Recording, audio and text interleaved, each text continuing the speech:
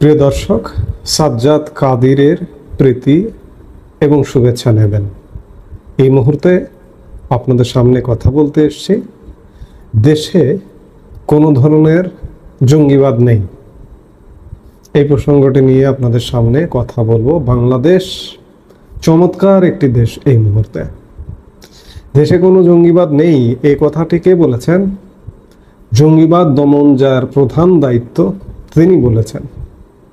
অন্তর্বর্তীকালীন সরকারের স্বরাষ্ট্র উপদেষ্টা লেফটেন্যান্ট জেনারেল অবসরপ্রাপ্ত জাহাঙ্গীর আলম চৌধুরী আজ তিনি কথা বলেছেন।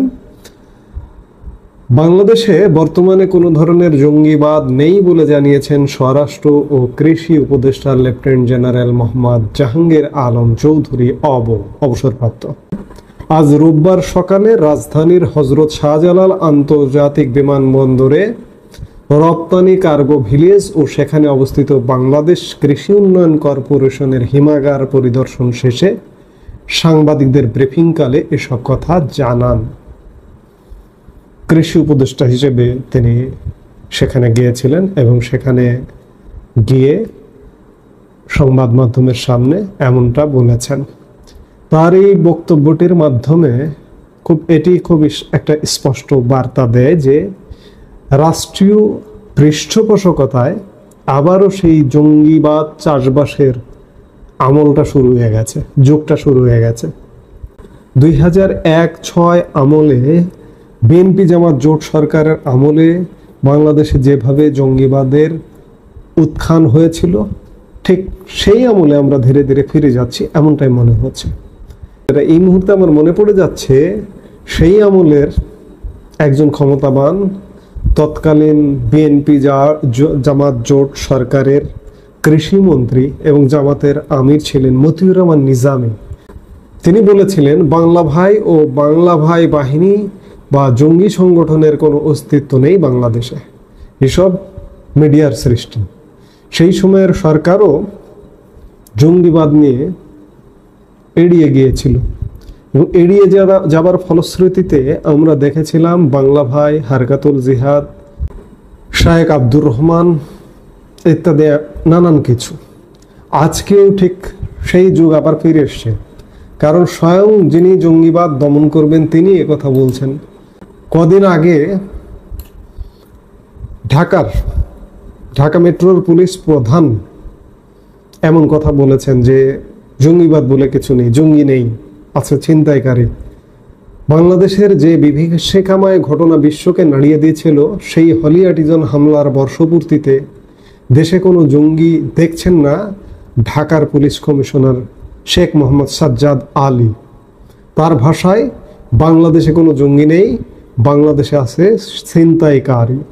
2016 সালের 1 জুলাই রাতে ঢাকার গুলশান 2-এ হলি আর্টিজান বেকারিতে নৃশংস হত্যাযজ্ঞ চালায় বাংলাদেশের 5 তরুণ। গুলি চালিয়ে এবং ধারালো অস্ত্র দিয়ে 17 বিদেশি নাগরিক সহ 20 জনকে তারা হত্যা করে, জঙ্গি হামলা করে। এখানে 2 জন পুলিশও নিহত হয়েছিলেন। সেই ঘটনা সারা পৃথিবীর মিডিয়াকে নাড়িয়ে দিয়েছিল।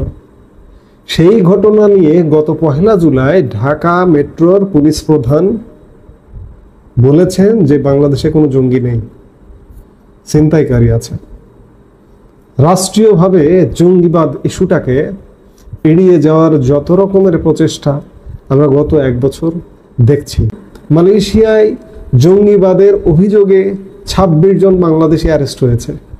এর মধ্যে 3 জন বাংলাদেশি এসছে। এই 3 জনও নাকি জঙ্গি নয়, স্বরাষ্ট্র উপদেষ্টা বলেছেন 3 জনের কথাও।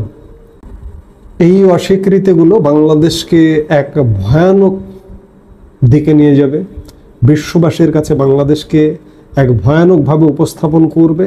আমরা সেদিকেই যাচ্ছি। আমরা জানি যে গত 1 বছর যাবৎ এখানে জঙ্গি চাষবাস লালন পালন করা হচ্ছে। জেলে যত জঙ্গি ছিল সব ছেড়ে দেওয়া হয়েছে। জঙ্গিদের ছেড়ে দেওয়া হয় জেল থেকে, আর জেলে ঢুকানো হয় মুক্তিযোদ্ধাদের। আমরা 5 আগস্ট পরবর্তী সময়ে দেখেছিলাম নিষিদ্ধ ঘোষিত আনসারুল্লাহ বাংলা টিম প্রধান জসিমউদ্দিন রহমানি কি স্টাইলে কাশিমপুর হাই সিকিউরিটি কারাগার থেকে বের হয়েছিলেন। অন্যদিকে সেই দিনই একজন বীর মুক্তিযোদ্ধা হাসানুল হক ইনু, সম্ভবত আমি যদি ভুল না করে থাকি, তাকে জেলে ঢোকানো হয়েছিল কাশিমপুর কারাগারে। অবস্থাটি এমন, জঙ্গিদের ছেড়ে দেওয়া হচ্ছে, ভালোদের জেলে ঢোকানো হচ্ছে। দুষ্টের দমন, শিষ্টের পালন। আমরা একটা কথা জানি, আসলে এখন দুষ্টের পালন, শিষ্টের দমন করা হচ্ছে। সবচেয়ে পরিহাসের বিষয় যে একজন জঙ্গি জেল থেকে বের হচ্ছেন, একজন বীর মুক্তিযোদ্ধা জেলে ঢুকছেন। আমরা এই বাংলাদেশে উপনীত হয়েছে। রাষ্ট্রীয়ভাবে এখন জঙ্গিবাদের পৃষ্ঠপোষকতা করা হচ্ছে। বিভিন্ন সূত্রের খবর যেটি বলে যে জমাতুল মুজাহিদিন, জেএমবি, হারকাতুল জিহাদ, হুজি, আনসারুল্লাহ, বাংলা টিম, এটিবি, জাগ্রত মুসলিম জনতা বাংলাদেশ, জেএমজেবি, শাহাদত ই আল হিকমা ও হিজবুত তাহরীর সঙ্গে জড়িত থাকার অপরাধে প্রায় 2000-এর কাছাকাছি গ্রেপ্তার করেছিল বিগত আওয়ামী লীগ সরকারের র্যাব, সিটিটিসি সহ বিভিন্ন গোয়েন্দা সংস্থা। নরসিংদী, জয়পুরহাট, ফরিদপুর সহ দেশের বিভিন্ন জেলে বন্দী ছিল এই কুখ্যাত জঙ্গিরা। 5 অগাস্ট পরবর্তী সময়ে বিভিন্ন জেল থেকে বন্দীদের ছেড়ে দেওয়ার প্রক্রিয়া শুরু হয় এবং যে জঙ্গিদের জেল থেকে ছেড়ে দেওয়া হয়েছে তাদের তো ছেড়ে দেওয়া হয়েছে, নতুন করে গত 11 মাসে কোনো জঙ্গি গ্রেপ্তার করা শুনেছেন? শোনেননি। যার দরুন স্বরাষ্ট্র উপদেষ্টা আজকে বলতে পারছেন যে, আজকে বলেছেন তিনি যে আপনারা আগে জঙ্গি দেখতেন, আইন শৃঙ্খলা বাহিনীকে জানাতেন, এই জন্য গ্রেপ্তার হতো। এখন আপনারা জঙ্গি দেখেন না, জানান না, গ্রেপ্তার হয় না। গত 11 মাসে কোনো জঙ্গি গ্রেপ্তার হয়নি, বরঞ্চ জঙ্গিদের ছেড়ে দেওয়া হয়েছে। এই জঙ্গিরা দেশেই জঙ্গিবাদের চাষবাস করছেন, নতুন করে বিদেশে রপ্তানি করছেন। তার প্রমাণ আমরা বিদেশে অ্যারেস্ট হওয়া দেখলাম। আমরা 5 অগাস্ট সময়কালে বা পরবর্তী সময়ে মার্চ ফর খেলাফত কর্মসূচি পালনের মিছিলও দেখেছি ঢাকার রাস্তায়, নিষিদ্ধ ঘোষিত সংগঠন হিজবুত তাহরীরের, এবং এমন নানা কর্মকাণ্ড দেখেছি। জঙ্গিবাদ উত্থান, জঙ্গিবাদের মাথাচাড়া দিয়ে ওঠার নানা পরিস্থিতি দেখেছি। সেই অবস্থায়, সেই জায়গায় সরকারের তরফে বলা হচ্ছে যে বাংলাদেশে কোনো জঙ্গি নেই।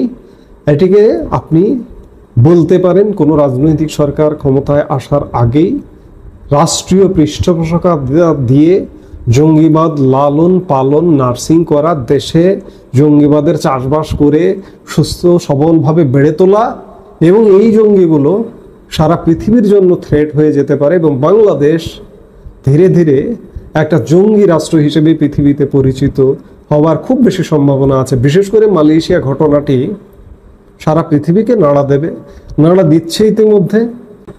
এর পরিণতি বাংলাদেশের জন্য কোনোভাবেই ভালো হবে না। এই মুহূর্তে প্রিয় দর্শক, সাজ্জাদ কাদেরের প্রীতি এবং শুভেচ্ছা নিন। এই মুহূর্তে আপনাদের সামনে কথা বলবো, জামাত এনসিপি কি বিএনপির ভাগ্য ঝুলিয়ে রেখেছে? এই প্রসঙ্গটি নিয়ে কথা বলবো। গত আগস্ট মাসের নেতাকর্মীদের উদ্দেশ্যে, আঞ্চলিক নেতাকর্মীদের উদ্দেশ্যে এক বক্তব্যে বিএনপির ভারপ্রাপ্ত চেয়ারম্যান তারেক রহমান একটি কথা বলেছিলেন যে আগামী নির্বাচন হবে একটি কঠিন পরীক্ষা। তিনি সেই প্রথম এরকম একটি কথা বলেছিলেন। রাজশাহী বিভাগের জেলাগুলোর নেতাকর্মীদের সঙ্গে মতবিনিময় সভার প্রধান অতিথির বক্তব্যে প্রথম তিনি এই কথাটি বলেছিলেন। সেটি ছিল 30 অগাস্ট শুক্রবার 2024। 5 অগাস্ট আওয়ামী লীগ সরকারের পতন হয়েছিল এবং পতনের 1 মাসেরও কম সময়ের মধ্যে তারেক রহমান এমন একটি বক্তব্য দিয়েছিলেন এবং তিনি বিভিন্ন সময় নেতাকর্মীদের স্মরণ করিয়ে দিয়েছেন যে আগামী নির্বাচন হবে কঠিন পরীক্ষার, কঠিন চ্যালেঞ্জের। আজকে অবস্থা দৃষ্টে মনে হচ্ছে নির্বাচন তো চ্যালেঞ্জ দূরের কথা, আপাতত নির্বাচনই হবে না। আমরা দেখলাম গত মাসে মধ্য জুনে তারেক রহমান এবং ডক্টর ইউনূসের লন্ডন বৈঠক, এবং এই বৈঠকটি হবার পরে বিএনপির মধ্যে বেশ আশাবাদী একটি ভাব দেখলাম, কিন্তু এক মাসও পেরোয়নি, তাতেই বিএনপি ব্লকে হতাশার সুর, যার দরুন বিএনপি নেতৃবৃন্দ এখন বলছেন, যেমন গতকালকেও বিএনপির স্থায়ী কমিটির সদস্য গয়েশ্বর চন্দ্র রায় বলেছেন, বিএনপি মাঠে নামলে নির্বাচন পেছানোর সাহস কারো নেই। গয়েশ্বর গতকালকে কেরানীগঞ্জের একটি জনসভায় এমন কথা বলেছেন। আজকে হঠাৎ করে নির্বাচন পেছানোর কথা কেন আসছে? নির্বাচন পেছানোর কথা তো আসার কথা নয়। গত মধ্য জুনে বৈঠকের পর নির্বাচন তো নির্ধারিত হয়ে গেল আগামী ফেব্রুয়ারিতে, ফেব্রুয়ারির প্রথমার্ধে, রোজার আগে নির্বাচন। এমনকি ডক্টর ইউনূস এবং তারেক রহমানের পক্ষে লন্ডন বৈঠকে একটি যৌথ বিবৃতি ঘোষণা করা হয়েছিল। আবার এই বৈঠক পরবর্তী সময়ে দেশে এসে আমরা জামাতের পক্ষ থেকে, এনসিপির পক্ষ থেকে নাটকীয় বক্তব্যও শুনলাম। জামাত এমনও কাজ করেছে যে এই যে ঐক্যমত্য কমিশনের যে বৈঠক হয়, লন্ডন বৈঠকের প্রতিবাদে জামাত একদিন সেই বৈঠকে উপস্থিত হয়নি। নির্বাচন নিয়ে ধোঁয়াশা কেন হচ্ছে? আমরা ইতিমধ্যেই বিভিন্ন কথা মালাই, বিশেষ করে জামাত এবং এনসিপির টোন একই টোনে কথা শুনছি। জামাত আমির গত পরশু রংপুরের জনসভায়, গতকালকে কুমিল্লার জনসভায় বলেছেন যে এই পরিস্থিতিতে কিসের নির্বাচন, এই পরিস্থিতি নির্বাচন করা সম্ভব নয়। আবার এনসিপি বলছে জুলাই সনদ বাস্তবায়ন ছাড়া নির্বাচনে যাবে না এনসিপি। নির্বাচনকে ঝুলিয়ে দিচ্ছে জামাত এবং এনসিপি। এই সরকারের মধ্যে সবচেয়ে প্রভাব বিস্তারকারী, বারবার বলছি আমরা, জামাত এবং এনসিপি। সরকারটি চালাচ্ছে জামাত এবং এনসিপি। সরকারি দল যদি বলেন এনসিপি এবং জামাত, বিএনপি খানিকটা বিরোধী দলের মতো, যদিও বিএনপি অনেক সুযোগ সুবিধা ইতিমধ্যেই পেয়ে গেছে। বিএনপি সারা বাংলাদেশ দখল করে ফেলেছে।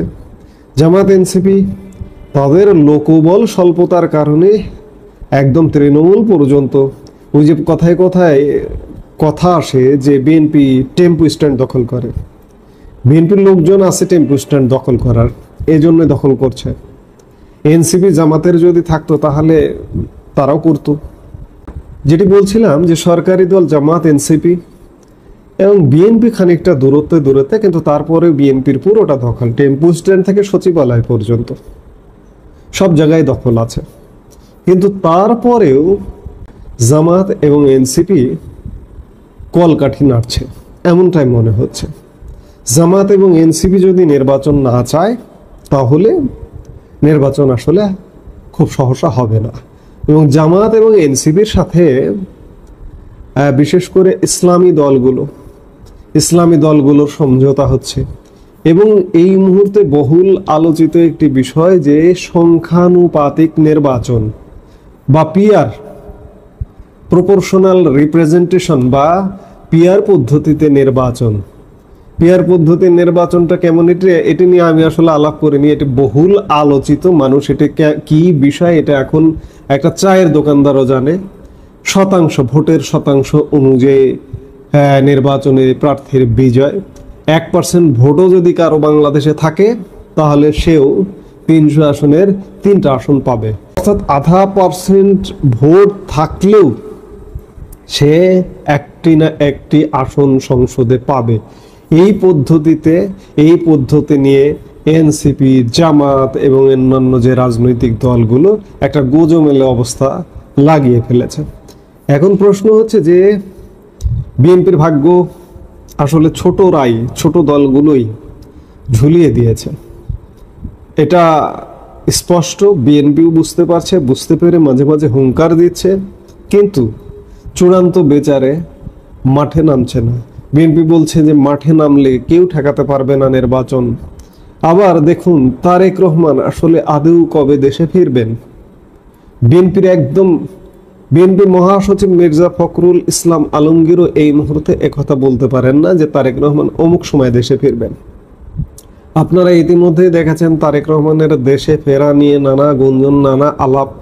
আমি লন্ডন বৈঠকের পরে পরে বলেছিলাম যে এই যে বৈঠকটা হলো ফেব্রুয়ারি নির্বাচন প্রসঙ্গে, যে তারেক রহমান যদি আগামী 1-2 মাসের মধ্যে দেশে ফেরে তাহলে বুঝবেন যে লন্ডন বৈঠকটা সঠিক ফলপ্রসূ, এর পেছনে কোনো দুর্বিসন্ধি পরিকল্পনা নেই।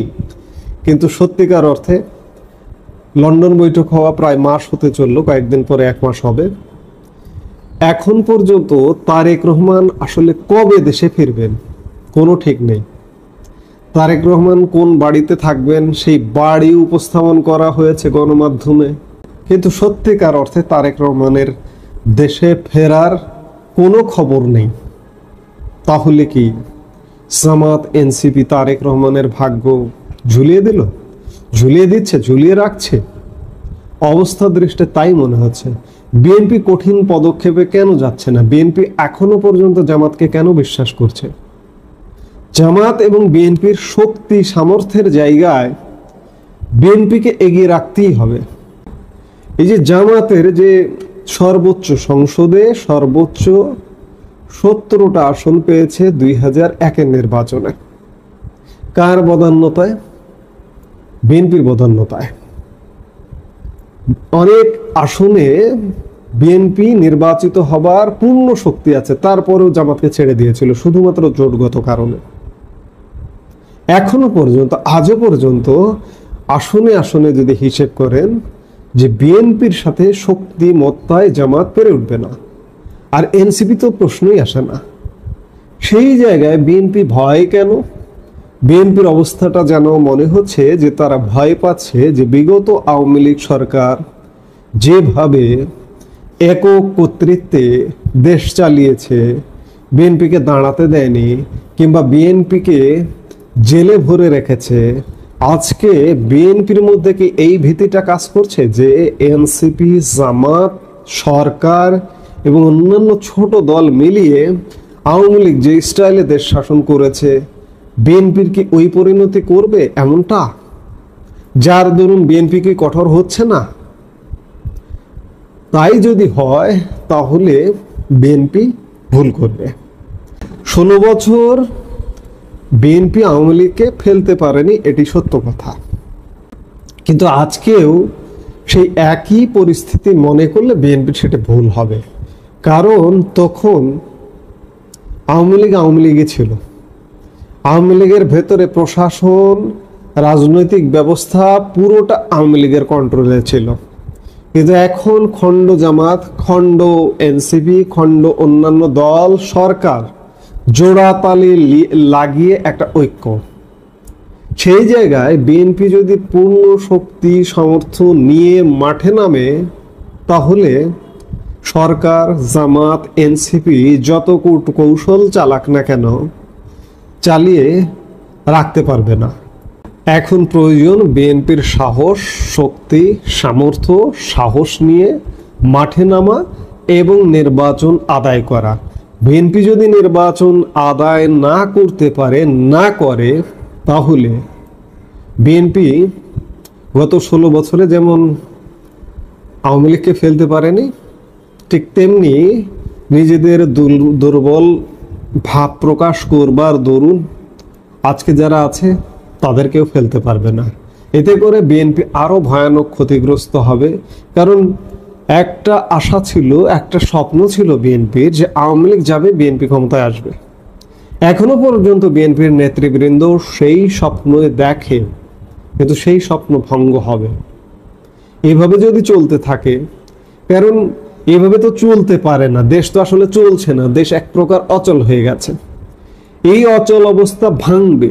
বিএনপি যদি ভাঙতে না পারে আওয়ামী লীগ বসে থাকবে না। কিন্তু আওয়ামী লীগ এই দেশেই আছে। কত সংখ্যক আওয়ামী লীগের নেতা কর্মী দেশের বাইরে গেছে? 30-40 হাজার। কিন্তু কোটি কোটি আওয়ামী লীগ নেতাকর্মী বাংলাদেশে আছে। এভাবে দেশ চলতে পারে না, চলবে না। আজকে বিএনপি যদি আরেকটা বিপ্লব ঘটিয়ে নির্বাচন আদায় করে ক্ষমতায় না যেতে পারে, বিএনপির ক্ষমতায় যাওয়া দূর থেকে দূরবর্তী হয়ে যাবে।